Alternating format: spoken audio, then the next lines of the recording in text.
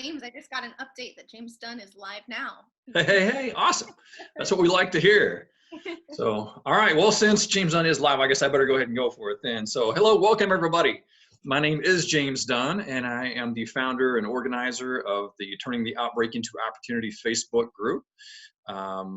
As I share at the beginning of each one of these, calls, what happened as the COVID-19 pandemic started to, take off across the country, and people were losing their jobs and doing the self-quarantine and the social distancing. There was a lot of fear going around in the country, and as I talked about, rightfully so. It's something none of us have ever experienced before, so we didn't really know how to respond to it.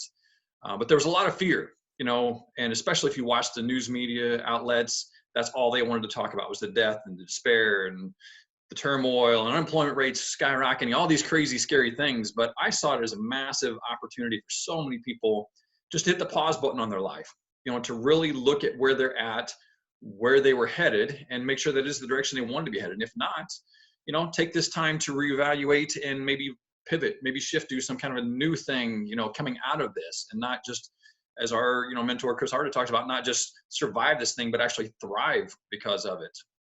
So what I did was I organized this group, brought in speakers on a daily basis, to help people focus on the positivity, what the potential is that's available to them right now, and keep their minds focused on that versus, again, the negativity that was being just force fed to all of us. And I've got another amazing speaker on here with us today. But before I introduce her, I just want to let everybody know that this is a free resource. We're not trying to hide this call in any kind of weird group or, something you have to pay to get into. This is just for anybody and everybody, again, just trying to spread that positive word out there. So if you're watching now on Facebook, absolutely feel free to share this as a watch party. Put it in any other group that you got or on your own page, whatever. Just get this word out there to as many people as possible. We are also on a live Zoom call. So if you want to join us, like Hillary is on here right now, she's here. You can join the live Zoom call, and that way you can actually actively participate, as part of the conversation if you choose to. You can just remain quiet. It doesn't, matter, but at least then you have a little bit more opportunity to connect directly with what's going on and comment or, have your questions answered. I will also be watching on my phone over here. So when you see me kind of glance off, and it's not because I'm bored of anything that Stephanie's saying or that I'm tired, anything like that. I'm just watching the Facebook feed and seeing if there are any questions that pop up live on there. And I can also bring those into the conversation whenever possible. So with all that being said, I'm going to give Stephanie a proper introduction. And Stephanie has spent over a decade in the wellness space, and she currently owns Give Strength Wellness, which is a corporate wellness company that has worked with companies such as Disney, Legendary Entertainment, and Warner Music Group to help their employees live healthy, happy lives. She began her career in wellness as a personal trainer in a plant. Why can I not get through any of these fucking introductions ever without one stop something? Okay. She began her career as a personal trainer and a plant-based nutritionist. She still trains clients and coaches, endurance athletes, but spends much of her time focusing on Give Strength Wellness and the philanthropic work they do. Through relationships with brands such as Lululemon and Reebok, Give Strength has been able to put up pop-up events and sponsor athletes to raise money for many, many causes. So without further ado and without further tongue-tied moments, Stephanie Jameson, welcome to the call. Hello, thank you so much for having me. Thank you for inviting me. I'm excited to be here. Yes, well, I'm excited to have you here because this is something, as I kind of teased, in the little promo about, this call specifically. I myself, I love meat. If you try to tell me going like in a vegan diet or you're vegetarian, you just eat vegetables in general, outside maybe like corn and peas and a couple of things like that, I don't like vegetables at all. But the science is out there. It's shown over and over and over again that the plant-based diet really is, if you want to be, live that long, healthy life, that's where you need to at least spend a vast majority of your dining or eating, however you want to, frame that. So I'm really excited to hear what you have to share about, number one, the science behind it.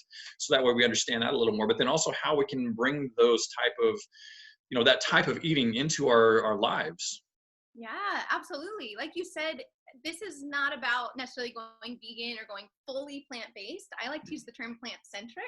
Okay. It just means that we are centered on eating plants, right? So yeah. I personally am vegan and have been for years. I have many clients that are not. So I know really healthy people that eat meat. The ones that do eat a pretty limited amount of it though. So we're definitely going to talk about why that is, why that's the healthiest diet, and go from there. Awesome. So I say go for it. Share with us what you got. Let's do it. So thank you for that intro. Just to touch on that a little bit more, I've been in the wellness space for a very long time. I've got numerous nutrition certifications. I have a plant-based certificate from Cornell University where we really dug into the science of eating plants, why it's so important. So I'm going to share some of that knowledge with you today. If you have questions, shoot them over to James, or we can talk about them at the end. So I'm going to share my screen here. Let me know if everything goes okay.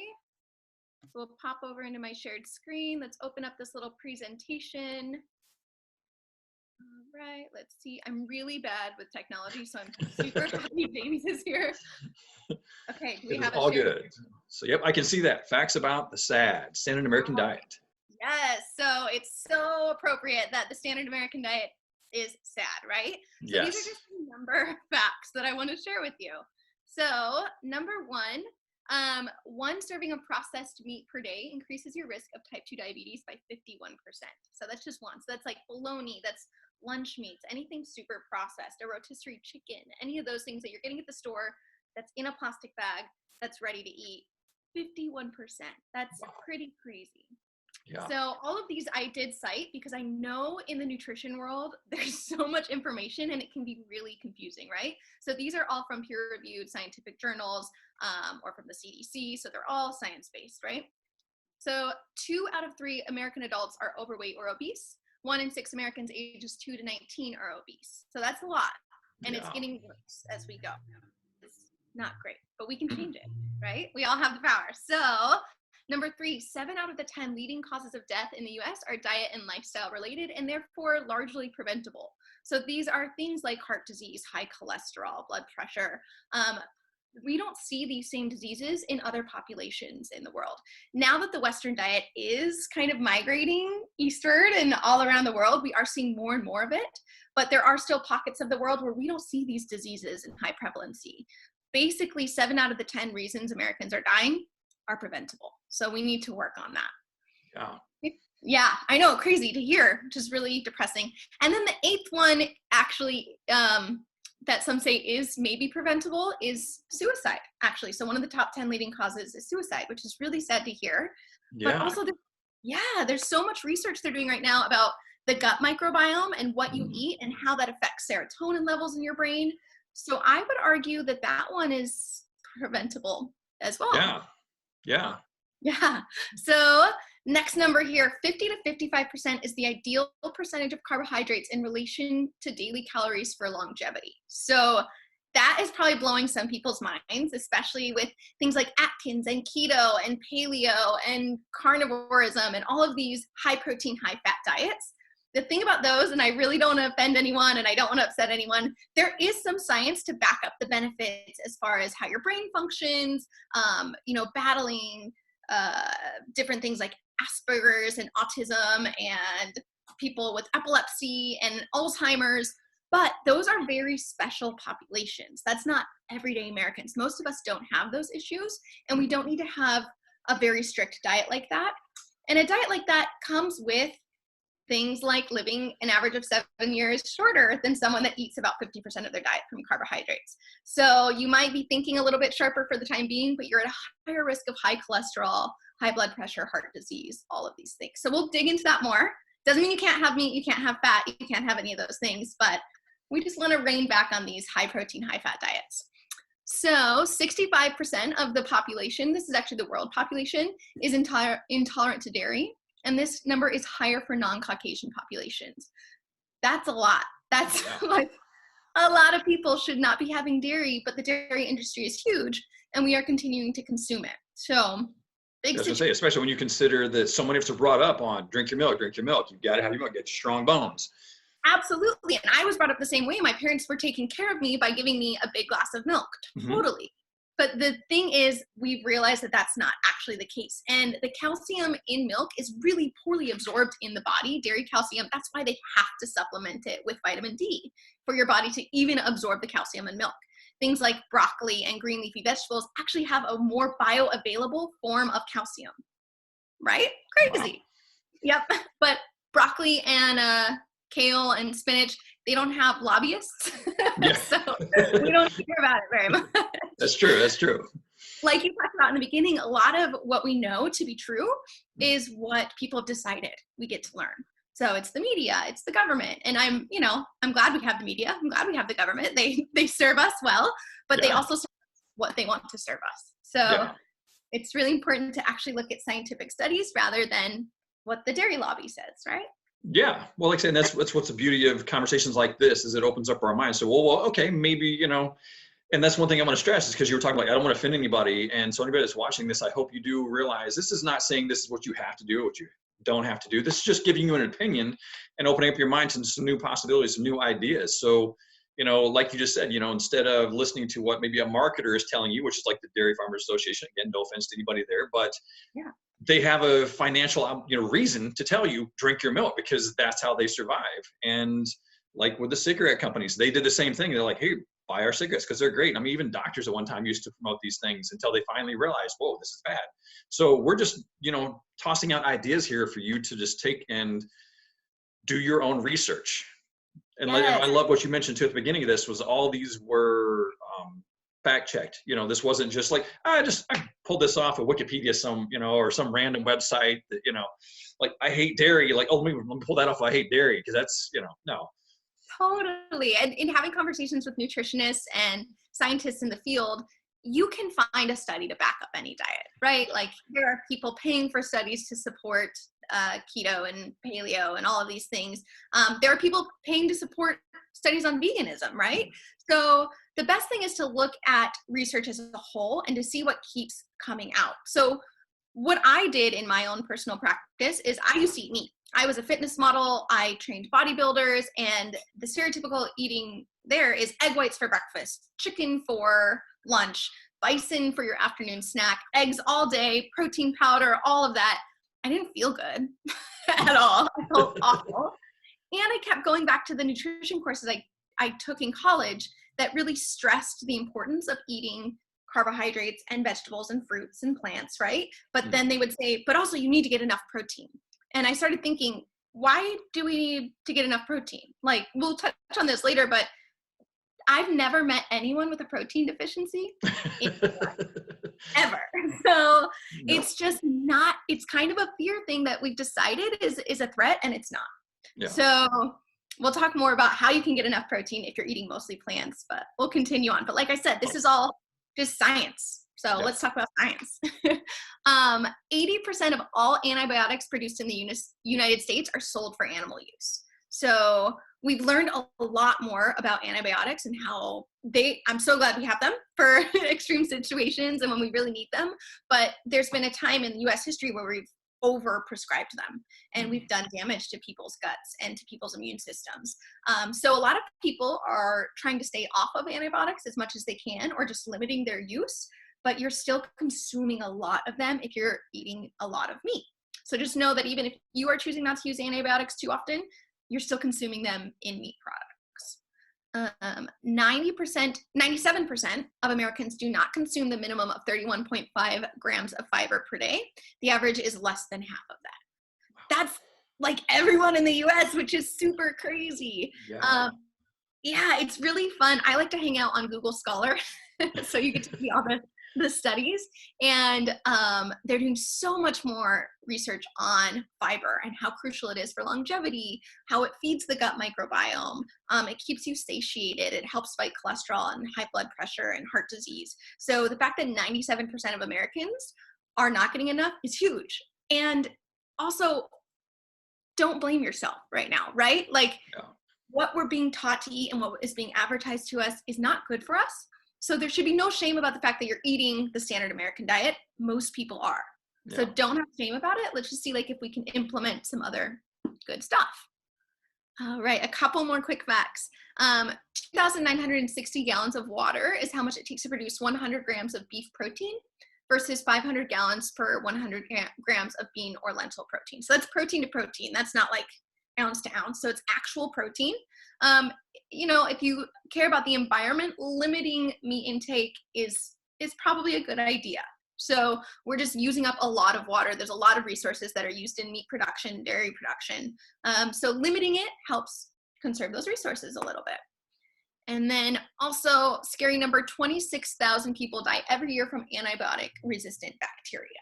So that's huge. So the way antibiotics work is the more you use them, the stronger bugs get, right? They start fighting them, and then they're released from people to animals to in our water, et cetera, and then we stop resisting them. So especially now when we're in kind of it's not bacteria, it's a virus, it's still important to recognize that the more we put Band-Aids on what's happening to our bodies, the more our bodies resist that, adapt, the more that bugs resist that, adapt, and we've got to be really careful about that. So if we're putting a ton of antibiotics into our meats and we're eating those, then our bodies then also start to become breeding grounds for antibiotic resistant bacteria. Not good, right? Not good at all. No. So this is the scary page, right? We're going to go into the better pages. So these are just I want you to know some of the important reasons why limiting, not saying cutting it out, but limiting and adding more plants. Basically, I like to focus with all my clients about adding rather than taking away. So if we start thinking like, I have to take all of this away, if you've ever gone on a diet where you cut out a bunch of things, it doesn't work, right? Mm-hmm. So you got to be careful about just going, okay, so I know these things in mass quantities are not good for me. So what can we add in? That's how I like to. Yeah. Well, I like saying, I think, because when you feel like it's almost one of those things, if you tell me I can't do it, then I, of course, want this other thing. So if you tell me, well, you can't eat meat, well, then, of course, I want meat even more. But if you just say, well, I'm going to eat more plants, well, then you're naturally going to eat less meat. So it's all about your perspective on, what you're doing. So I love how you're saying just add more of this in versus take this away. Yes, exactly. And the more you crowd your plate with plants, the less room there is for the other stuff. Yeah. So don't focus on not eating things. That's no fun. I still eat ice cream. I eat pizza. So I eat pizza once a week, man. What are you talking about? Yeah. Yeah, you just limit it a little bit. Yeah. Let's move on here. So I'm sure you all know a lot of the benefits of plants, but we'll just touch on some of them. So like we said, 97% of Americans don't get enough fiber. Plants are rich in fiber. That can help with weight loss because it helps your metabolism be boosted. It helps fill you up.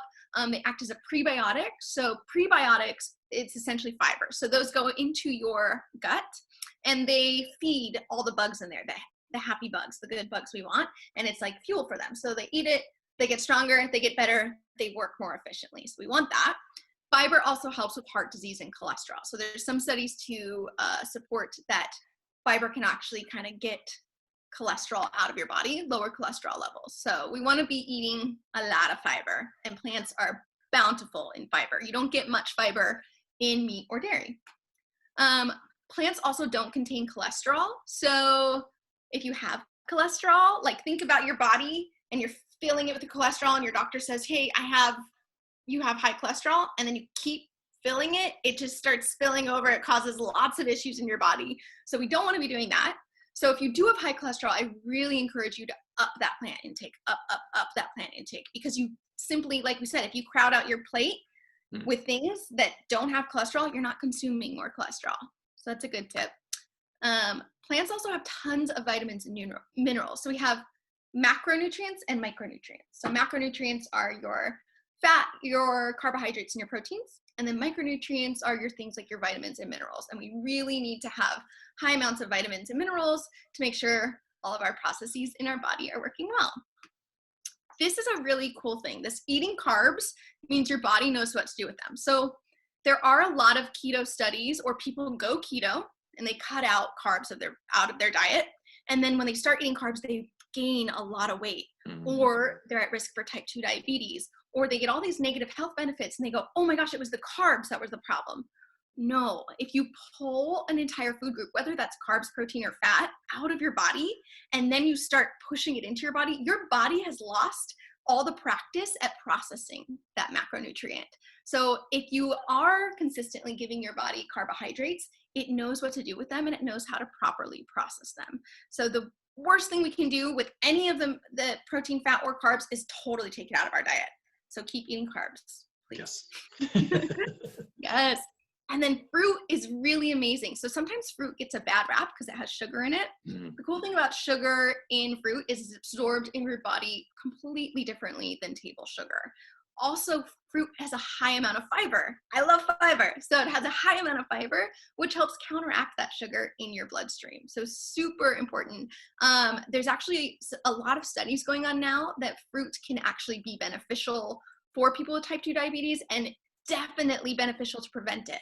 So the treating, or letting people with type 2 diabetes eat fruit, that's still like on the fence. So I'm, not giving any medical advice here.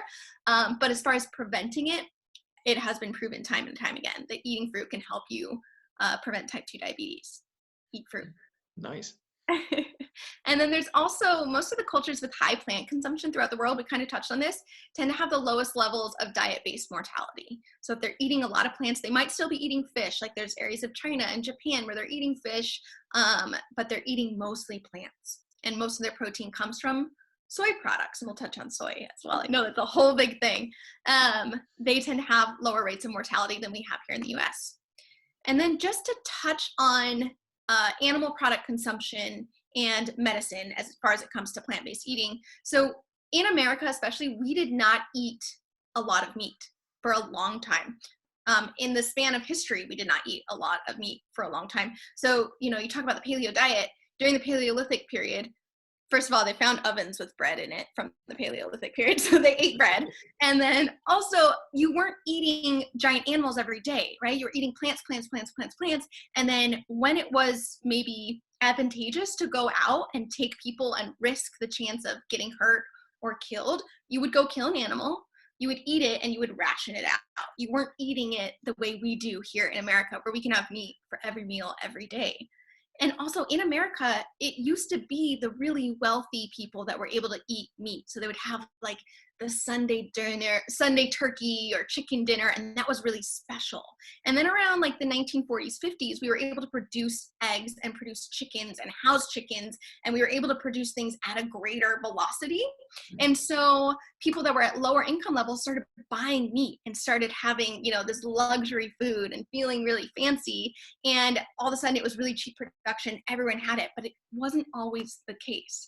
So it's pretty recent in our history that we ate meat every day.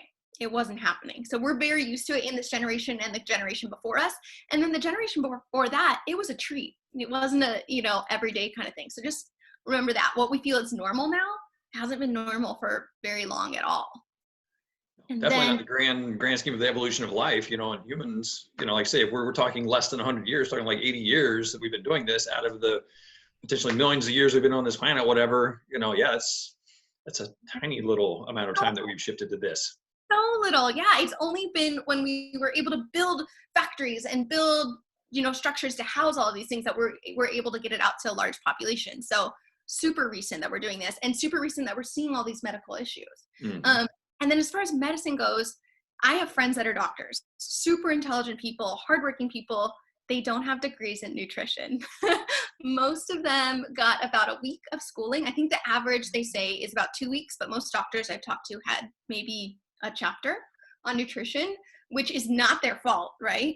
Yeah. But it's also, if your doctor tells you that you have to eat meat, a lot of meat, or you need to up your protein intake, again, ask them if you're protein deficient. And you're probably not. I've yet to meet someone that is. And maybe look for alternative doctors, just because it's challenging. They don't have the time to learn it, right? They're learning about everything else, but what we put into our body affects our health more than almost anything else. So don't fault the doctors for not knowing, but just know that they are not nutrition experts. Go to a registered dietitian or a nutritionist if you want to discuss what you're putting into your body that way. Well, and that's the thing I think that we way too often forget is, like, say we want to go to our doctor, we want to ask them, should I do this, should I do that? And they've got so many things. They are more trained to treat diseases once they're there versus trying to avoid them to begin with. So yeah, they're going to have some knowledge on what, it's going to help you, like the very basics, but like say somebody who's strictly nutritionist, they're going to have much deeper knowledge of that specific area. So you can go to your doctor for the basic generalized items, but then go to your specialist, just like they would send you, to somebody special for your, if you got cancer or some other disease, go to that specialist for this particular area. Absolutely. Absolutely. Doctors are busy, especially general practitioners are busy doing other things, right? They're trying to just know enough about everything.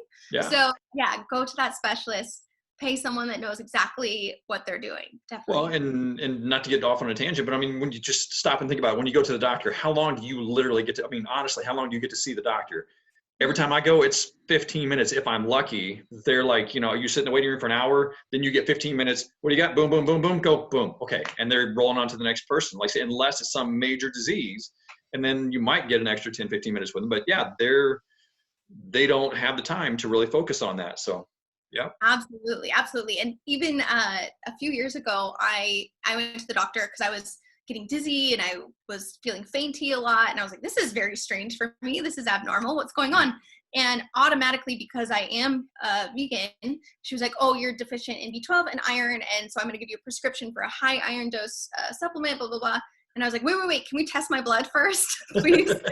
Yeah. So we did do testing and found out that my iron was actually almost toxic. I had too much iron in my body. And the issue was I was drinking like 6 cups of coffee a day.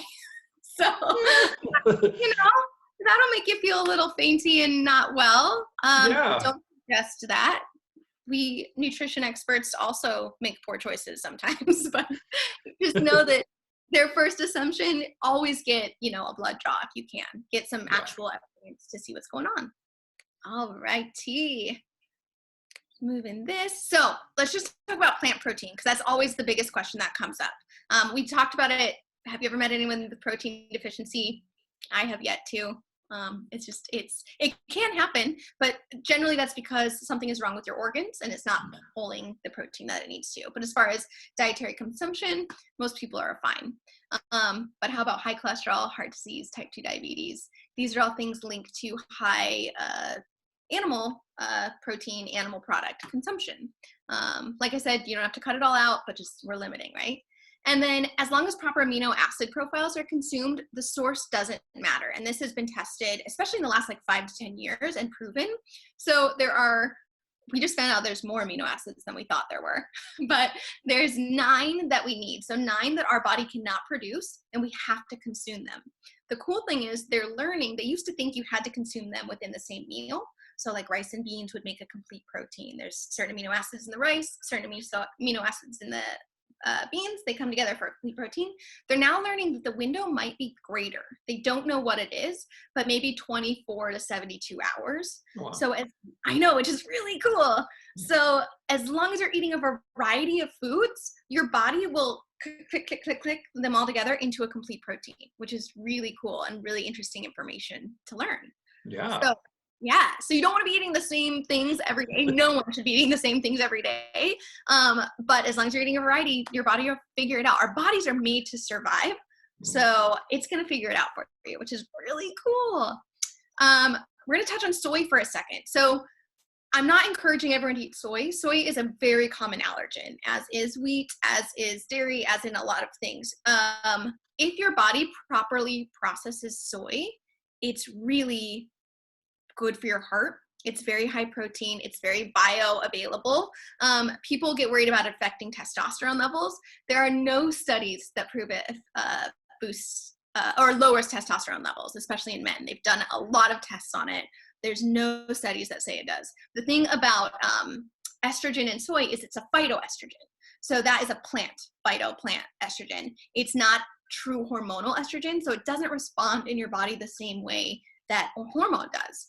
On the other hand, hormones that you're getting from a living creature will respond in your body the way that your human hormones do. So if you are eating a lot of meat, you're getting a lot of hormones in that. So you have to be really careful about that. Meat has some hormones. Dairy is like the big aggravator of hormones. So dairy is, you think about human breast milk, it's full of hormones, really good hormones that the babies need to grow really big, grow fast, get their brains, going. Mm-hmm. We don't need that when we're grown-ups, and we don't need it from another animal. We've already developed, so it's full of all these hormones that are meant for baby cows that our bodies don't know what to do with, and it's not super good for us. So I will say, I don't say you have to cut out meat and dairy. I will say the most you can do to limit dairy, please do. You don't need dairy, period, the end. You don't need it. And there's so many good alternatives now. It's a weird food that we decided to have, you know? So we Yeah. don't need it, at all. Yeah, We talked and that one was a big challenge for me because, like, say, we grow up, drinking, like, if you have a bowl of cereal, you got to have your milk and, cheese and all these things. And cheese is still the one I have the biggest challenge with because I love my pizza. I got to have that cheese, But other than that, like, say, it is much easier to get rid of than you think because you do have alternatives like almond milk or soy milk or something like that. So even if you still want the cereal, you don't have to have the dairy milk. There are alternatives that, to me, taste just as good, if not better, than that dairy milk. Absolutely. This would have been way harder 50 years ago, right? Mm-hmm. But we live in a cool day and age where, people, because the science is supporting this and because people are buying these products, so many companies are developing delicious dairy-free options. Mm-hmm. You do want to be careful about getting anything so processed, super processed, right? So most plant milks, if you look at them, you just want to make sure they maybe have like 10 ingredients or less. There's some good ones with maybe 5 ingredients. Malk is a really good brand. So That's from just Jocko, right? What was that? Is that from Jocko Willink? I don't know. Is it Malk? M-O-U-L-K or something like that? Yeah. M-A-L-K. M-A-L-K? I don't remember how he spells it, but I almost guarantee that's the product that a guy by the name of Jocko Willink put out. I'm pretty sure that's him. Oh, interesting. Yeah, I'm not sure where it comes from, but when I go to the grocery store and look at the label, I go, yeah, drink that. Okay. That's good. You can also make your own. But yeah, there's options. And touching on cheese, so a lot of people say, I could never cut out cheese. Totally get it. It's delicious. The thing about cheese is it has the same chemical response in your brain as cocaine does. So not fighting yourself, that's a very legitimate addiction. Like, it's delicious. It does these crazy things with sugar and fat in your brain that make you feel really good. Usually not your stomach. Your stomach doesn't generally feel good after you eat a big cheese pizza, but it's super normal to feel that you don't want to give it up.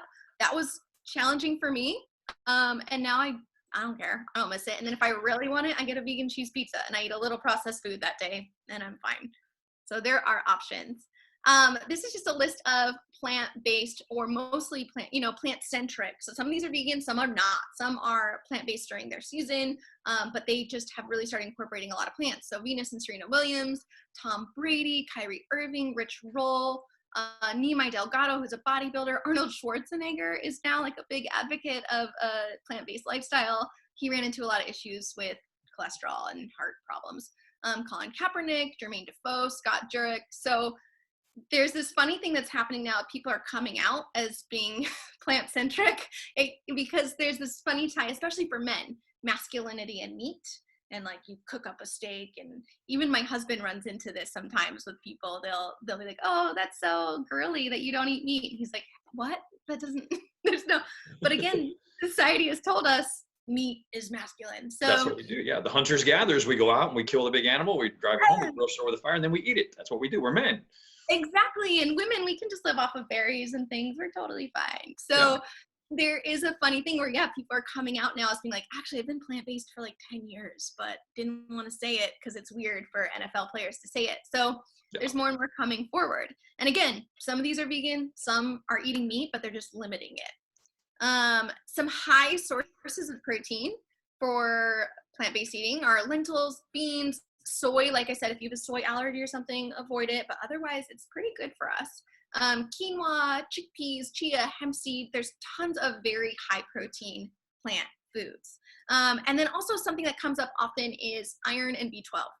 So people assume if you're not eating a lot of meat or if you're not eating a lot of dairy, you're going to have low levels of these.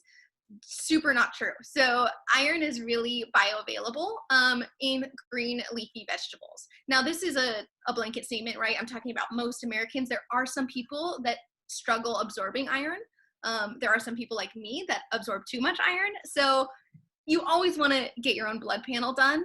But in general, you can absolutely get enough meat from a plant-based diet, or iron from a plant-based diet, as well as B12. So B12 is an interesting thing where B12 it's basically like bacteria in the soil, and animals eat it, and then we eat the animal and we get that B12. Now, we used to get more of it if we ate like dirty vegetables. Honestly, you would get B12 from it. So there's this big push in like the 70s, like, don't wash your vegetables. You should wash your vegetables. But the thing is, our earth is so depleted now that not only do our plants not have as many nutrients as they used to, but they aren't getting the B12. So the cows aren't eating the B12. So meat is actually lower in B12 than it's ever been before. So I'm not a big fan of supplementing a whole lot, but there are some good ones, and most people could do with a B12 supplement. So whether you eat meat or you don't, B12 is generally a good one. Alrighty. I know there's a lot of information. We're kind of almost done with the information here. So we have all this craziness. What should I eat? I love Canada right now because this is their, you know, how we have like the crazy pyramid and we have like all this weird stuff of what we're supposed to eat in America. This is what Canada says. So half your plate should be vegetables and fruits, a quarter should be whole grain foods, and a quarter should be protein foods. So every single meal or snack should start with vegetables. The goal is 2 to 3 fruits per day and 5 to 9 vegetables per day. James, did you eat 5 to 9 vegetables today? Of course, yeah, it's what I had for breakfast. Duh. Yeah, you got it right in. Yeah. Most people are not anywhere near that. So we really need to start rethinking what your plate looks like. So when I create a meal, I create a bed of vegetables. So that'll be like steamed kale with soy sauce, maybe some bell peppers on top. I add a ton of vegetables and then I add stuff on top of it. So the bulk of your meal, this is really hard for people's brains to like comprehend because we usually think, I'm having chicken for dinner. What should I have on the side? So we want to switch that conversation in our brain and we want to think, okay, what base of vegetables do I want? And then what's going to sound good with that? So that's kind of a challenge. I want you to think about that. So half of your plate, every snack, every meal, vegetables, right? Pretty challenging at first, and then you start doing it and you don't care. It's pretty great. Let's move over to 1/4 of each meal should be whole grains or pseudo grains like quinoa, buckwheat. If again, there are certain grains that are big allergens for people. So if you have any of those, then avoid them, right? But otherwise, whole grains are really awesome. So this is where we get into trouble, like whole grain bread. The fact is the grain itself has been pulverized so much that it's essentially not a whole grain anymore. So we're talking an actual whole grain. So like a wheat germ, which most of us are not eating wheat germs. We're eating whole wheat bread that's been pulverized. But things like oats, things like quinoa, things that are actually full, they look like the plant, right?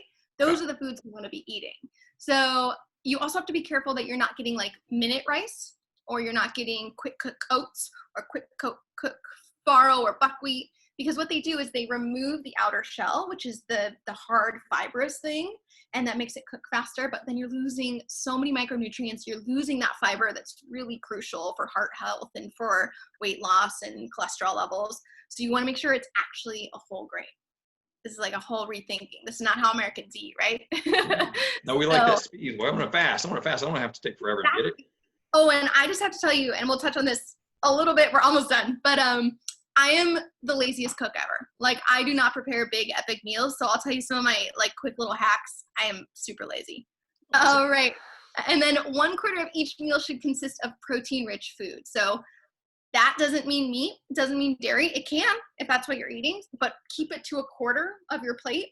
And then know that things like beans, lentils, chickpeas, soy, all of those things count as a protein-rich food. So that can go in that corner as well.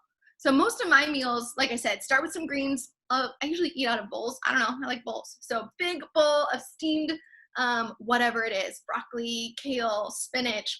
I usually put soy sauce or coconut aminos or herbs or something because it's got to taste good. Green vegetables generally don't taste good. I don't know if you know this, but they aren't. Yeah, no, I don't like. This is where we started the conversation at. Yeah, and that's because if you think back in the day, they were readily available, and that's what we were eating most of. So we didn't need to crave them. They're all over. We were just eating them. But things like berries that needed to be higher sugar and more colorful so we could find them, right? Things like meat when we needed something a little more high calorie, because back in the day, it was all about getting enough calories, getting enough fuel. We've hit a point where like that's not an issue anymore. For most of us, we are exceeding how much we're supposed to be eating. So all the tricks that our body learned, like craving sugar, craving high fat, they're not serving us anymore because it's too readily available. So the things that are pretty bland are actually the things we should be eating all the time. So mix it up, add herbs, add soy sauce, add coconut aminos, add a delicious sauce. Like Trader Joe's, Whole Foods have delicious, low-calorie, healthy sauces. Primal Kitchens is a favorite of mine. They're not all plant-based, right? They have some things in there, but most of them are really low sugar, really healthy. So make it taste good. Alrighty. Quick little touch on plants and how to prepare them. So the biggest thing is whether you're exercising or whatever it is, whatever's going to keep you doing a healthy habit, that's what you should do. So if you prefer the better raw foods cooked, or you prefer the better cooked foods raw, eat them. It's fine. You're still getting awesome. But these ones, if you're just trying to like implement more vegetables and more new foods, these ones, so the raw foods, most fruits should be eaten raw. Also, garlic should be eaten raw or close to raw. So I know we like to cook that down, make it a little sweeter. If you can actually add it in, like right towards the end of the cooking process, it's going to be a little stronger, but you're going to get a lot more of the nutritional benefits from it. Garlic is also really great for immunity, so be eating lots of garlic right now. Beets raw are really excellent. Most of us steam them or we get them canned, and it's really squishy and still good, right? But if you can just eat raw beets, super beneficial. Broccoli, onions, nuts, and coconuts, all eat raw if you can. Better cooked are going to be kale, spinach, like green cruciferous-y things, like kale and spinach. They actually need to be denatured a little bit for our body to absorb a lot of the protein. So again, if you want to throw it into your smoothie raw, please do. Otherwise, try and steam it. And then red and orange vegetables. So these are high in lycopene, and the lycopene is better absorbed and released if you heat them up a little bit, as well as asparagus and mushrooms. So better raw, better cooked. Again, if you want them the other way, please do. Please do. Quick little touch on whatever it takes to get them into your diet. Yes, exactly. Just please eat vegetables. If you want to get a little more nitpicky, depending on where you're at, go for this. Quick little thing about whole foods versus processed food. So you can get dried fruit. You can get, all oils like olive oil, coconut oil. You want to, whenever possible, eat it as it is. So if you think about a coconut has all of the nutrients your body needs to readily use the fat in the coconut. When you strip that away to just a coconut oil, all you're left with is saturated fat. And that's actually a little bit harder for your body to process and digest as it would if you were just out foraging for coconuts. So you want to think about that with olives, eating olives rather than olive oil as much as possible. We're human. We're going to put a little olive oil in our pan, right? But just think whole foods as much as possible. Now, fresh versus frozen versus canned and packaged. Fresh is great. Frozen is almost better. Like, we steer away from frozen foods a lot of times, but if you think about, a stalk of broccoli, the second the farmer cuts it and then they put it in a warehouse for 2 days and then they put it on a truck for a day and then it sits at the store for 3 days, it's denaturing its nutrients every day. So if they take that broccoli and they freeze it the same day, it is preserved in time. It has all the nutrients it's supposed to have. So people think sometimes frozen vegetables are not good for you. They're awesome. Like, please eat frozen vegetables. I eat them every single day, especially in a time like now when we maybe don't want to be going to the store every few days for new fresh produce. Absolutely. Either freeze what you have on the counter or buy frozen produce. Fill that freezer. Totally valid. Yeah, I love that, because that's a big one. Because if I'm just brutally honest with you, I'm looking at the both sides here, and I'm like, what do I like on here? Like, well, I like the most fruits, coconut, and then we're done. So if I'm trying to squeeze in some of these others that I know I need to be eating, when I go to the store, if I try and buy, like, say, some celery or whatever, you have to buy this big bunch of it, and then I'll eat like one stalk, and then the rest of it goes to waste. So I love that you tossed in there that the frozen is a great alternative, if not even the best alternative, because then I can buy a bag of frozen, let's say, broccoli or whatever, have that in there, just pull out a little bit, eat it today, and then maybe I don't eat it again for a week. That's whatever, my thing, as I'm slowly bringing it into my diet. But then I still have it there, and it doesn't go, bad because I just ate it that one time this week or whatever it happens to be. I love that. Exactly. And I do the same thing sometimes when I buy fresh vegetables. I think I have some wilted kale in my fridge right now, because when I was before, I totally wanted kale, and then the 3 days after I did not want kale. Yeah. So if it's frozen, you get to pick a little bit today, and then maybe you want it again in a week. Yeah. Totally fine. Super valid. please do that. On the other hand, though, canned or like, nowadays they have like fruit in syrup in a cup or those we don't want. So those are taking the fruit and the vegetables and they're adding salt, they're adding oil, they're adding sugar, and we want to avoid that. So even if you're getting frozen vegetables, just make sure on the back it just has ingredients, whatever the vegetables are. You don't want it to have extra sugar or salt, or you'll see weird stuff out of there. So just make sure it's just the vegetable. Well, and speaking of that, not necessarily, well, canned in the package, but you talked about like the dried fruits. I remember I've looked into that not too long ago thinking, oh, it'd be great to get some dried fruit. But then if you look, almost every single package has like 10, 20 grams of added sugar. I'm like, just dry it. I don't need you to add sugar on top of what's already like say in that fruit, because it's already got a high sugar content to begin with.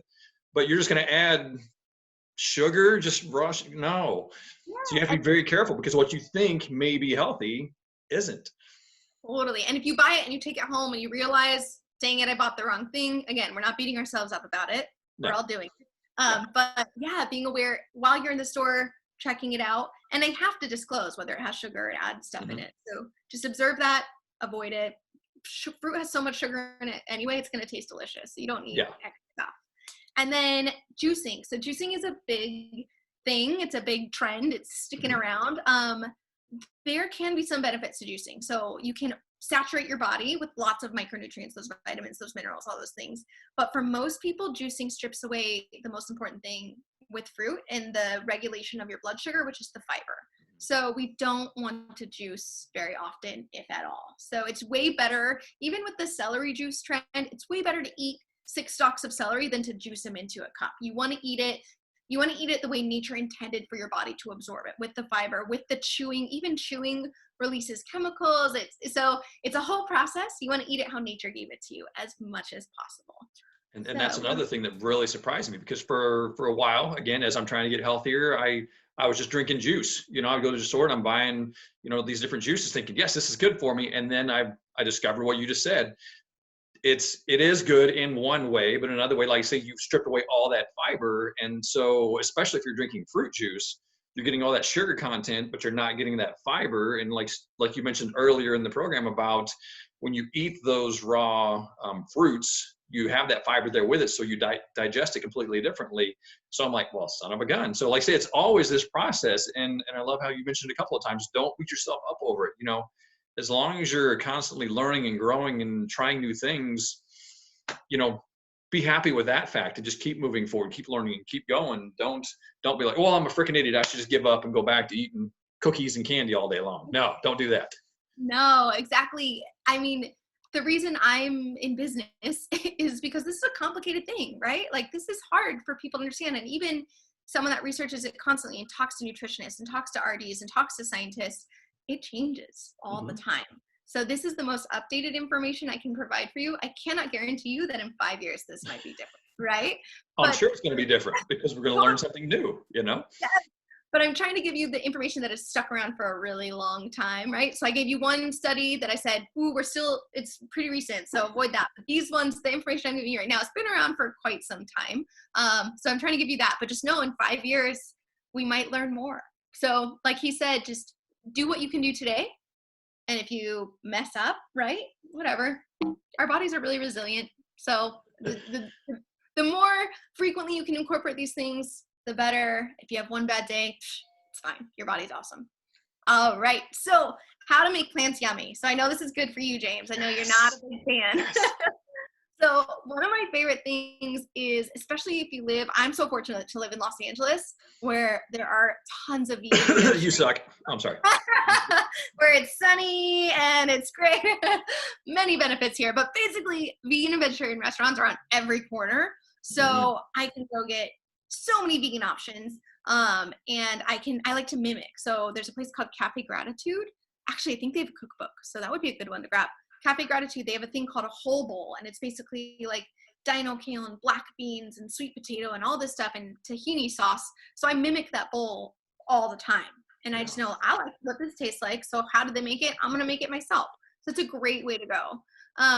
Well, and just real quick, I know when I've been out in LA is my favorite city on the planet. That's why I say you suck, because I love to visit as often as possible. And every time I'm there, I go hit Veggie Grill, because they have great, vegan options that when you go sit down and eat it, you don't feel like you're eating vegan food. You're like, man, if I could have this at home, I'd be there every day, and I'd be all about the vegan lifestyle.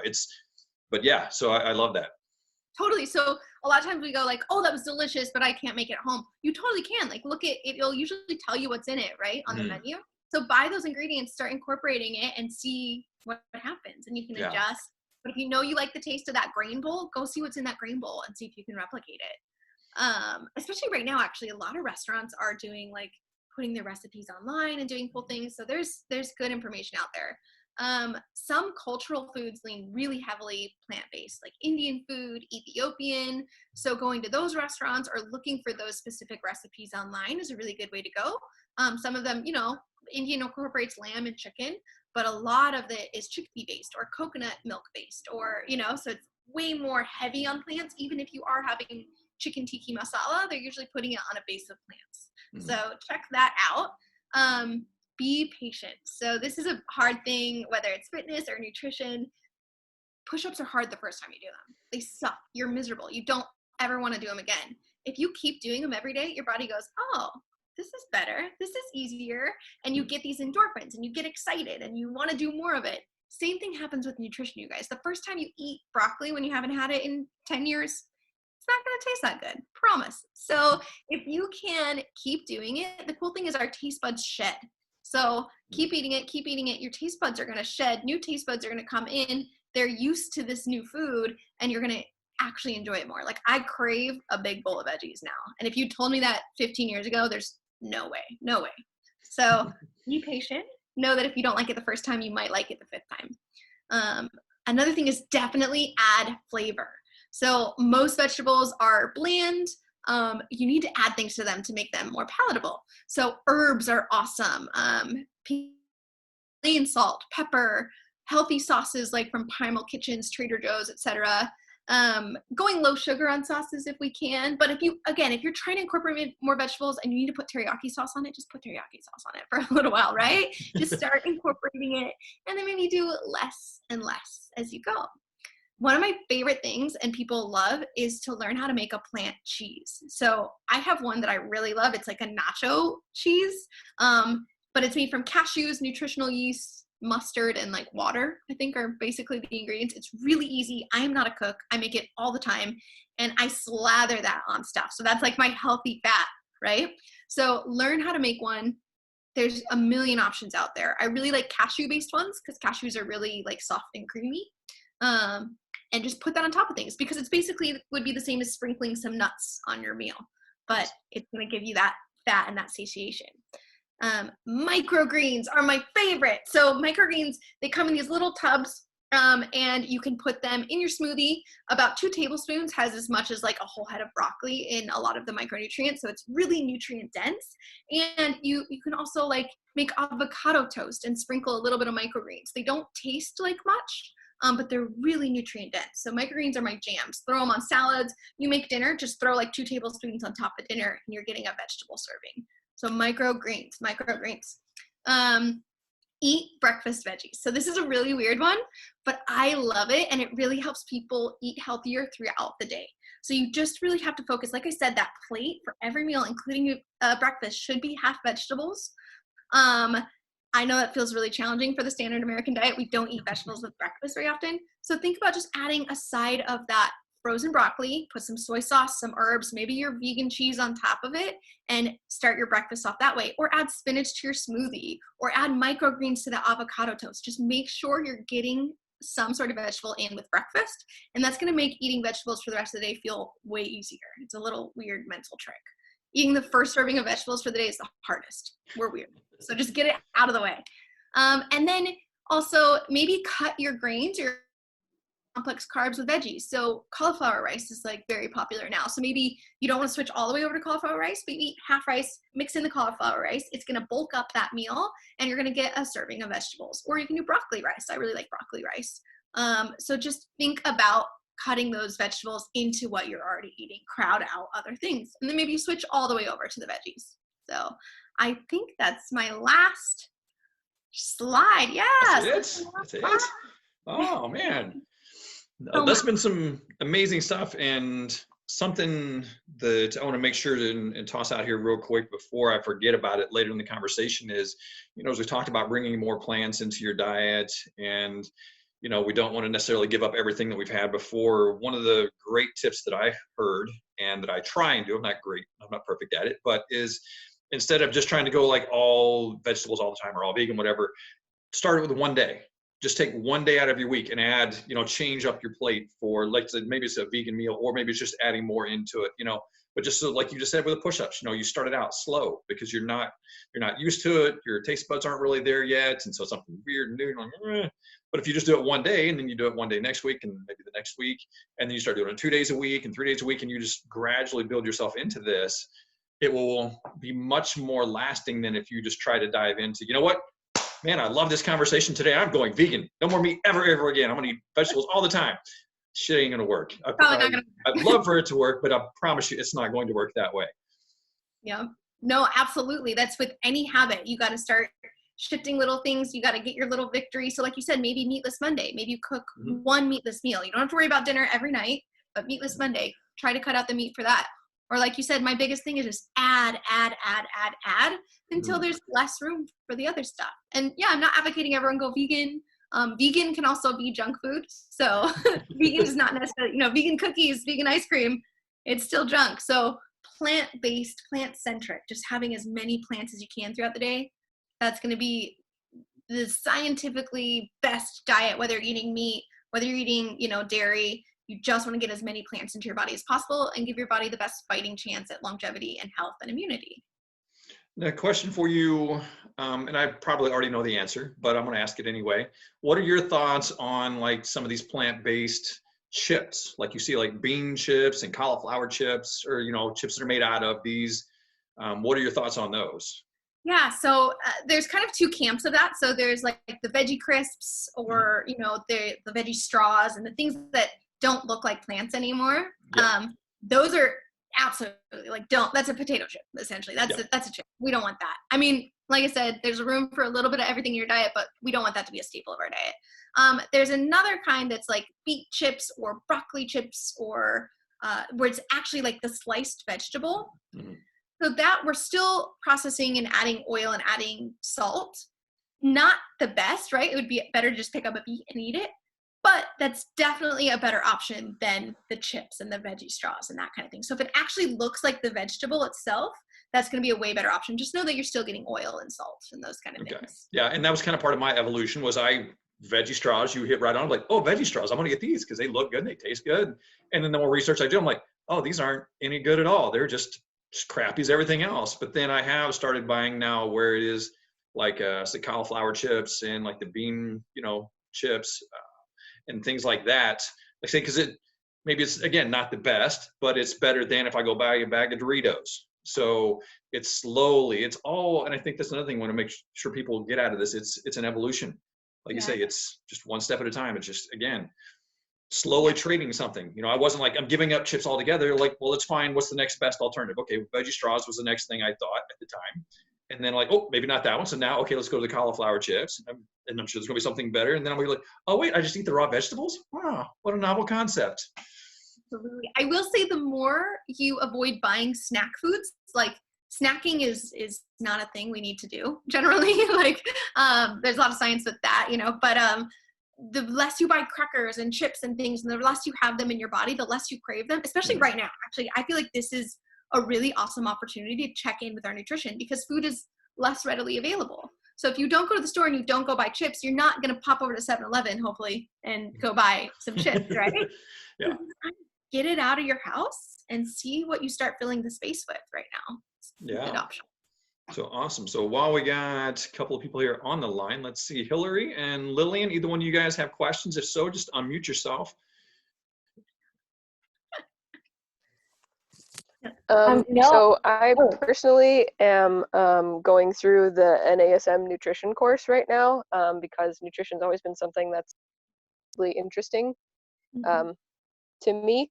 And so I was really excited to hop on this call, and I don't want to take up too much of the time, but I was feverishly taking notes, and I will probably hit you up after this because it was just really awesome to get like all of this information on top of what I'm already learning. And like the entire time I had to keep myself on mute because I was literally yelling like, yes, and like, oh my God. So yeah, that's all I'll say. Thank you so much. Yeah, of So course. awesome. And NAPRM is where I got my first personal training certification from. So they've got some great programs. Just know that the more certifications you can get, like I have certifications in plant-based eating, right? But I also have certifications in just general weight loss, general nutrition, longevity. Like absorb as much information as you can from different certifications and courses and Google Scholar. So you have a very well-versed knowledge, right? NASM's going to teach you what NASM wants you to learn, and someone else is going to teach you what. So just get as much as you can. Fair. Thank you. Awesome. And then, okay, Lily? Hi, yeah, this is Lily. No, I just, so I actually know Stephanie. We live very nearby. I heard house yesterday. Yeah. Awesome. I love this talk because I actually come from a very fitness background, and also my family is Mexican and Hispanic. So meat is huge over there. I mean, I struggle so much going back home, Texas, and trying to even just get vegetables in a regular meal. Like it's really hard. And so it's just nice to learn about these things, to kind of have more. I feel like the more knowledge and information you have, the more you can pass this on to, for example, my family members. I'm very lucky that my mom is very supportive. And so I do go eat, and she'll always like kind of fit in like, oh, Lily, you can eat these beans and stuff. She's not hardcore on like any of the plant-based stuff. And honestly, I'm not. I want to say I'm about 95% plant-based. Like, if I go out to eat, I kind of usually let it go if there's no options. But at home, I make sure I don't buy any meat. I don't buy any dairy. I just try to like Stephanie said, if you don't have it, it's very easy to just not eat it, if you don't have it at home. And so that's kind of the guidelines I live by. I'm not extremely strict, but I like to at least be the healthiest I can at home and with my money too. So yeah, I totally love this conversation. There were some things that, like I said, I do have some fitness background and some nutrition background, but this was so informative. There's some new things I learned. I didn't know about the Canada plate. That's awesome. Really good stuff to pass on to others. Good. Yay, that's good to hear. And thanks for having on, Lily. You're welcome. Hi. And then we did have a question early on Facebook, and I don't know if we specifically covered it or not. I know you talked about some of the other things, but what are the best high fiber foods? If people are looking to get, we talked about fiber, quite a bit early on.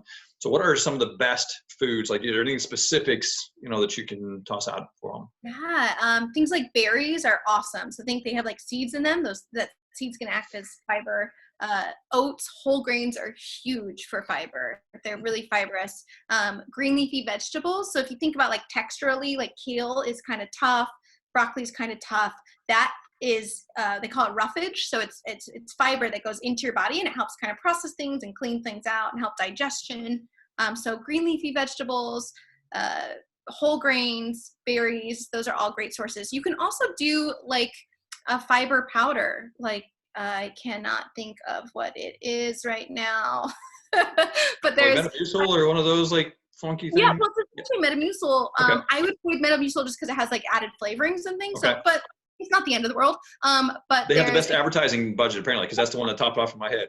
Exactly, but essentially Metamucil. So a Metamucil, I think, is psyllium husk. So psyllium husk fiber is really great. So throwing like a tablespoon of that into your smoothie, or just adding it to a soup or whatever, that's going to give you just a boost of fiber throughout your day. So psyllium husk powder, green leafy vegetables, whole grains, berries are going to be great for you.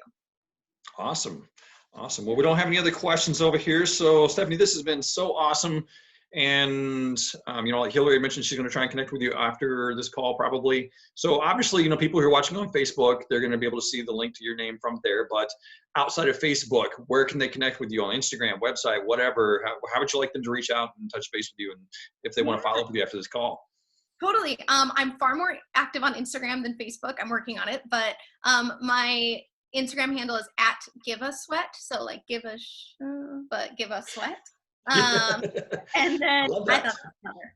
And my company is Give Strength Wellness. So if you go to give-strength.com, you'll see some of the offerings we have.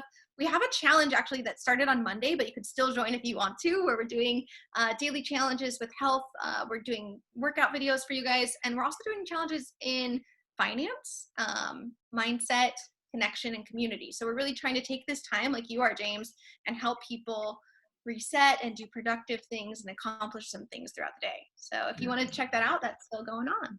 Awesome. Love that. So, all right. Well, I think we're going to wrap it up there, Stephanie. This has been so awesome. Thank you so much for coming on and sharing your knowledge and your gifts with everyone. And with that, we'll call it a day. And you guys all take care, and we'll see you on the next one.